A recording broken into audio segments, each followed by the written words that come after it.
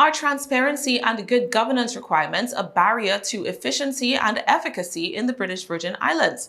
That was the argument from leader of the opposition Julian Frasier when he appeared on the Morning Braff show on Tola radio earlier this week.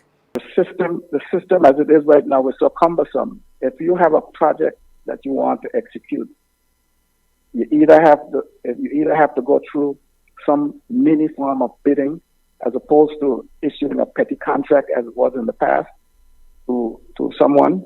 You can't do that anymore. And then you got to have this mini form of bidding to contractors that are registered at the Ministry of Finance, and it takes forever.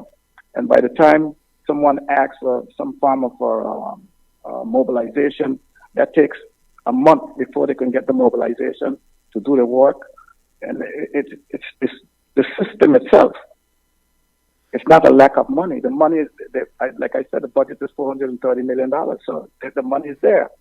Frasier says the increased scrutiny on public spending has led to fear, echoing similar sentiments from Deputy Premier Kai Reimer that recent arrests of public sector workers have led to government employees being afraid to do their jobs.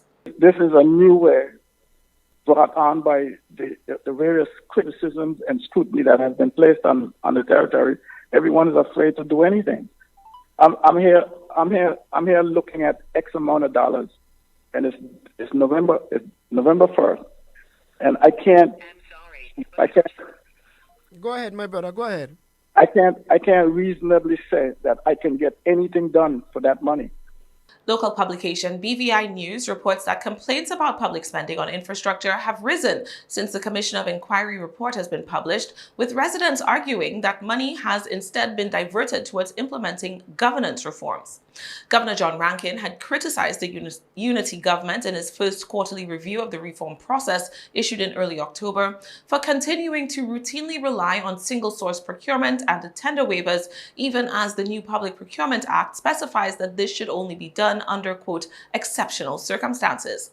In response to the governor's first report, the UK Minister for British Overseas Territories, Jessie Norman, indicated that while the government may be dealing with issues held over from the way previous administrations have operated, the status quo must be addressed without delay. Governor Rankin has been tasked with submitting a report in December focusing on the issue of tender waivers and single-source procurement so that the United Kingdom can assess the BVI government's progress in this regard.